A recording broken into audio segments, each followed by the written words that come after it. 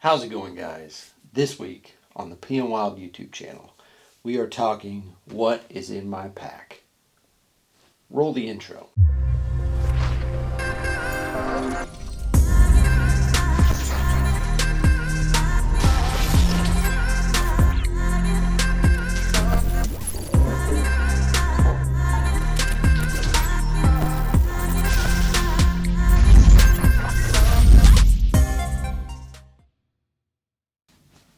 So as I said before the intro, guys, this week's video is a what is in my pack. And this is in conjunction with EXO Mountain Gear, who is doing a super cool giveaway over on their Instagram. You can get all of that information. So be sure and check that out. This is also just a really great opportunity for me to give you guys a rundown. This will be my 3-day black bear mountain hunt. So this is hunting out of a bag for 3 days, a long weekend. And if you stick around to the end of the video, I have a really special surprise for you guys. We're going to be giving away a set of Vortex binoculars, and they are 15 power by 56 objective. Perfect application for on a tripod, just like I have in this pack, for a hunt like this. So stick around to the end so you can see how to win. My pack is coming in this year for this setup at 39.2 pounds. That is with rifle and food and water. All that does not include is my bino harness and binoculars. It does include every other piece of optic, and then that also doesn't include my boots. But any clothes that I may not be wearing or any gear that's in the bag is included in that 39.2 pounds. Just to start off, I am carrying a Marsupial Gear bino harness. It is the brand new style that is fully enclosed. We are a huge fan of this binocular harness over here at PNWild. I have a pair of 10 by 42 Razor UHDs inside of there. And pro tip, I leave the uni adapter by Vortex attached to my binoculars so that I can just drop them right onto my tripod. Marsupial Gear, a little small zippered pouch for odds and ends. Wind checker, obviously, in the binocular harness. And then I have the Marsupial Gear rangefinder pouch. And this is the Razor 4000 rangefinder. Just a fantastic rangefinder, which is, you know, if rifle hunter, bow hunter, it doesn't matter. You got to have a great rangefinder. I'll get this out of the way. On the back here, I am using the EXO Mountain Gear rifle carrier. So I have my rifle slung straight across the back. I have done this without the rifle carrier in the past, but I've found that it's a lot more stable and much less likely to hit you in the back of the head, which I've done a lot of times when you use the rifle carrier. This is the new for this year, Tikka T3X Veil. Mine is chambered in 7mm Remington Magnum. I am shooting a 168 grain Nosler AccuBond out of it, and on top of it is the Razor Razor AMG, and that is a 6-24. Awesome optic, made in the USA. I run a Harris bipod on my rifle, and trigger is adjusted down to 2 pounds on this gun. It is super clean and crisp. And then that's it. New Veil camo, pretty cool looking, and a set of Vortex Pro rings. My boots, I will get those out of the way. These are the new to me this year. It's a new model. I just broke these in. These are the Kenetrek Guide Ultra non-insulated. So these have just proven to be super, super supportive. Where we hunt bears, it is super peaky. We're dealing with, we're in the alpine, we're above tree line. The Cascades are a very rocky mountain range, so we're dealing with really steep and really rocky conditions, which can be very dangerous for your ankles. So something very supportive like this is a huge help. For my spotting scope, I'm running the 27 to 60 by 85 millimeter. This is a fantastic spotting scope. I've really enjoyed it. Me personally, I run an angled spotting scope. Jeff and Bob are both running straight this year, so that just comes down to preference, which one you like. Let's see, the first stop, let's get this lid open, and we will hit the outside pockets first. On both sides, I have a Nalgene. I personally am a Nalgene person. I stay away from hydration bladders. I've just had hydration bladders fail in the past. Plus, we deal with freezing conditions a lot because we do a lot of rifle hunting. So late season hunts and bladders and hydration tubes tend to freeze up in cold weather. I run one of these coffee cups that fits around an Nalgene, so it saves some space. I don't have to put a coffee cup anywhere else. On the side, on one of these long side pouches here, I keep the stakes and poles for my shelter. The rest of the shelter is in the bottom of the bag since it is light and takes up room. And that is a Seek Outside Cimarron. It has a stove jack. We do run a titanium stove. Like I told you guys though, this is an August 3-day bear hunt that I'll be doing. So I will not be needing a stove. I'll just take the floorless shelter by itself. On the other side pouch, we have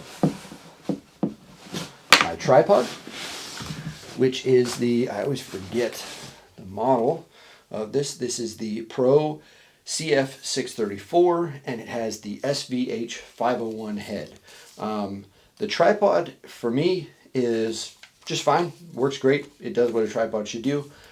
The magic is in this head. This head is an awesome piece of equipment. It is very small. I mean, very, very small, and has fantastic pan and tilt. Super smooth. Really couldn't ask for any more out of such a light tripod. And like I told you guys before, on my binoculars, I have the other portion of this uni adapter. I just leave this part hooked up. My binos can drop right on top of there. As we move into the bag,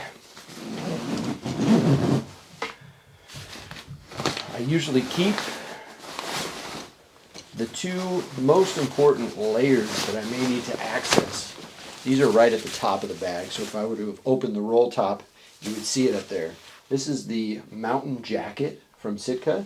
This is a fairly lightweight, but still breathable Gore-Tex layer, so it's waterproof. Keeps me nice and dry. And then the other layer that I keep quick access to is, let's say you're sweating, it's still early morning, you're hiking up in the dark, you're sweating, you stop to glass.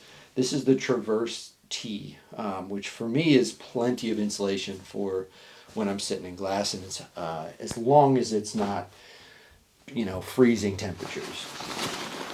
So those are the two clothing pieces that I keep right at the top of the bag, just in case I need access. This is my food bag for 3 days. So I have 3 freeze-dried meals in here. I will have 3 top ramen in here because I have a top ramen each day.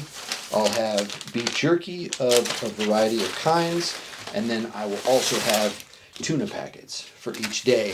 And then I might throw in some more snacky stuff like Rice Krispie treats or something like that.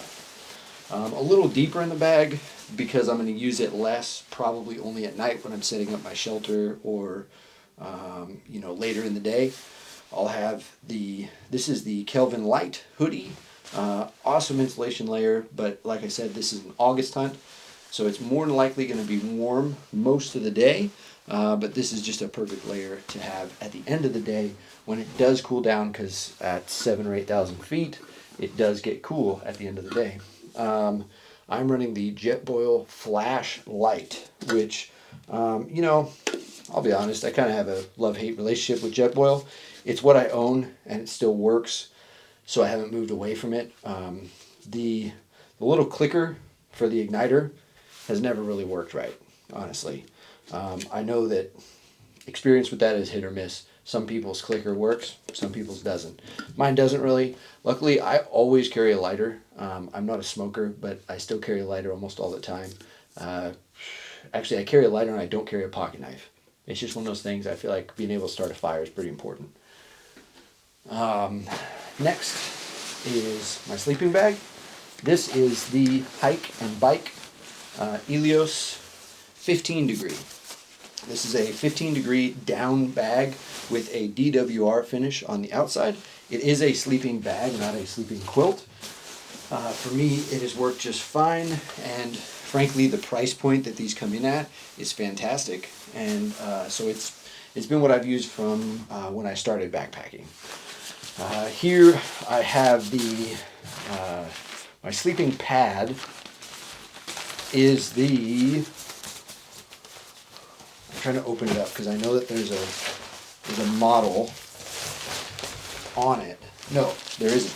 It is an X-Ped, and I believe it is the Sill Matte Light.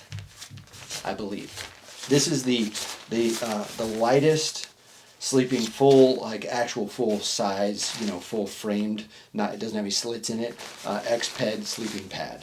I have had fantastic results from this. X-Ped seems to make really great products. Super robust, like they're built for mountaineering. So they're just something you can really bank on. Because I am in a floorless shelter, I run one of these ultralight footprints. It is made out of Tyvek, and it's roughly the size of my sleeping pad. It weighs like nothing. Like very, very light. And it's just a good insurance policy to make sure that I don't pop my bag or my pad. If you've ever, I know I've woken up with a flat sleeping pad and it sucks. So, and it makes for a really cold extra couple of days. This is the X-Ped down pillow. I don't get cold easily, but the softness of this, it's fantastic. I'll just demo that for you guys. Definitely a tip on blow up pillows. Never blow them up fully hard. You want to leave a little bit of give so that it's actually acts like a pillow and not like a rock. Last, I'm not going to really be able to show you this, but this is the Seek Outside Cimarron. And also, I don't know if you guys noticed, but when I pack my sleeping bag, I put my pad, my pillow, and my underlayment inside of the sleeping bag, and then I just kind of shove it in there. And then the shelter is the same story. I don't run the stuff sacks and stuff because, and this is actually Steve with EXO Mountain Gear. He talks about, gave the pro tip on their podcast of not using stuff sacks and just putting it in the bag and letting the bag form it. And then you get that nice uniform and you can fit more stuff that way as well. Let's move to, I think that's it for the interior. And then typically all that I will run in this mesh pouch here on the horseshoe portion, the tongue, I guess you could call it. Usually I'll have like my wallet if I'm carrying it. Typically I don't carry my wallet. Or I'll ditch a battery pack. I do carry a battery pack typically. And it'll usually live right there.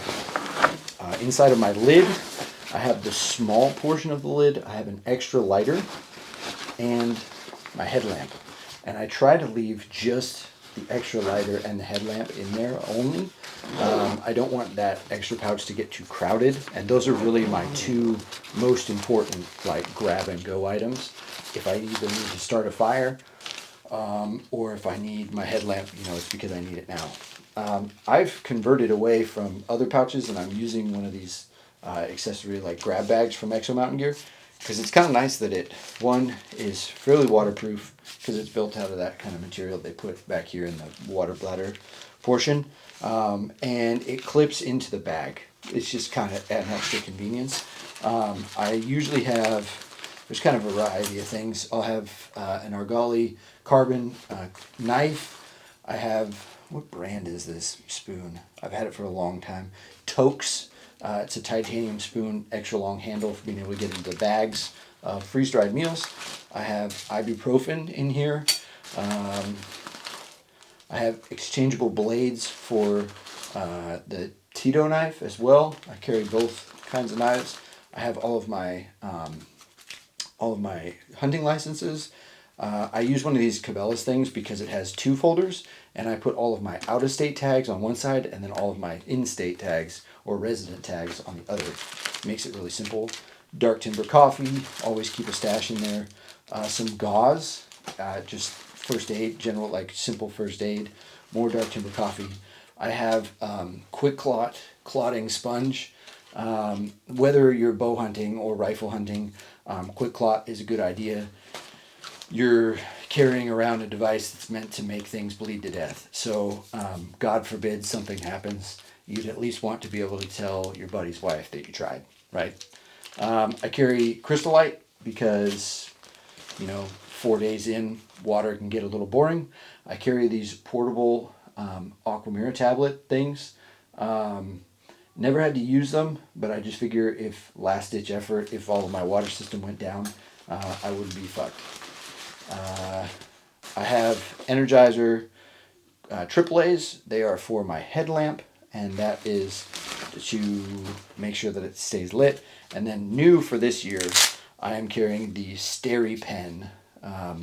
This is the SteriPen Lite or something, SteriPen Go, I don't know. But I'll report back to you on this. I'm not sure. I'm going to try it out. It's new for this year. The only accessory that I run is this belt pouch here, and it's because it has the little bullet holder in it, the Velcro bullet holder, and these are some of the Nosler trophy grade 7mm. I like to have some extra ammo right there. I do make sure that the gun has at least a couple of rounds. The magazine is full, but I do not carry the gun hot. I'm just not a fan of that, and I've missed animals before. I've missed opportunities on animals before because I don't carry around with one in the chamber. But I'm just not willing to risk the safety of my hunting partners to do that. So that's it, guys. That concludes all of the gear that I would be carrying on me for a 3-day backpack, spiked out bear hunt in August. The only thing I'm missing would be like the stuff I would be wearing. Typically I'll just wear a t-shirt. I know cotton kills, I'm aware, but I just tend to always wear a t-shirt. I have a ball cap. Shameless plug at PNWild. We have some new hats. You can head over to our e-store. It will be in the description below.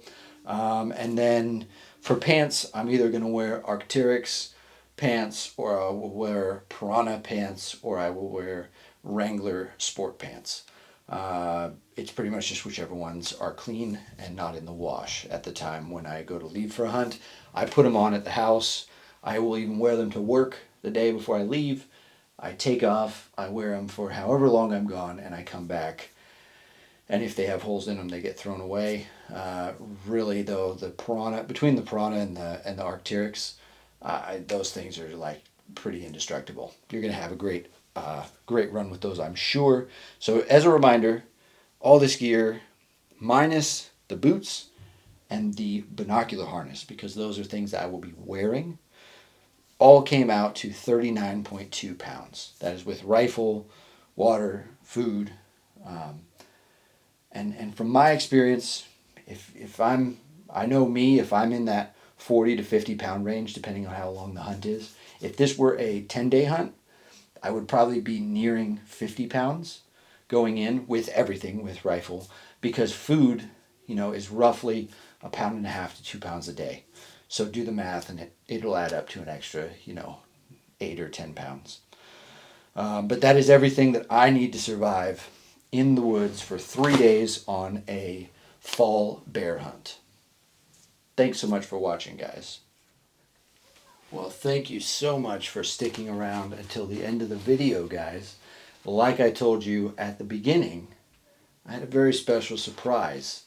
We have a giveaway that we are doing thanks to our friends over at Vortex Optics.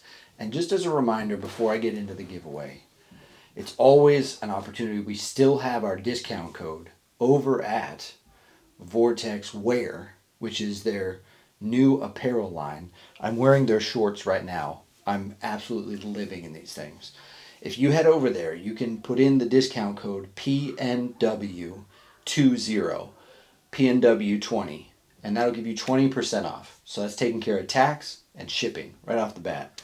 That's thanks to our friends over at Vortex Optics. As well, thank you to our friends at Vortex Optics for sending over these Diamondback 15 by 56. I can't think of a more budget-minded, high-delivering binocular when it comes to glassing. Right now we're glassing big bucks, scouting, and we're looking for big bears. 15 by 56 is a perfect option to throw on a tripod. Pro tip, please use the uni adapter. It is the best adapter on the market that we have found. The uni adapter comes with these 15 to 56, and so does a glass pack. So for the price point you're getting on these, you're getting a harness, you're getting an adapter, you're getting everything. It's a whole system except a tripod. So you bring your own tripod, BYOT, and to win these, we're going to give this specific pair of binoculars away. To win these, you need to go over to the PNWild website, which is PNWild.com, and pick yourself up a hat, or maybe a black patch hat, or maybe one of our tamarack hats. I don't have one right here.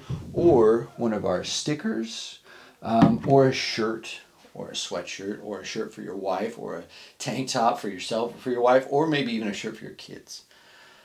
And when you do that, use the discount code YouTube10. And what that does is it lets us know, hey, I want to win some binoculars. And at the end of 30 days from the launch of this video, so 30 days from the time we launch this video, we will go in, and every person who has used the YouTube 10 will have a chance to win these binoculars. Thank you so much for watching, guys. As always, feel free to find us on Instagram or Facebook, and please head down there, hit the subscribe button. Thank you for watching this week's video. Feel free to smash that subscribe button and come on back next week for that next video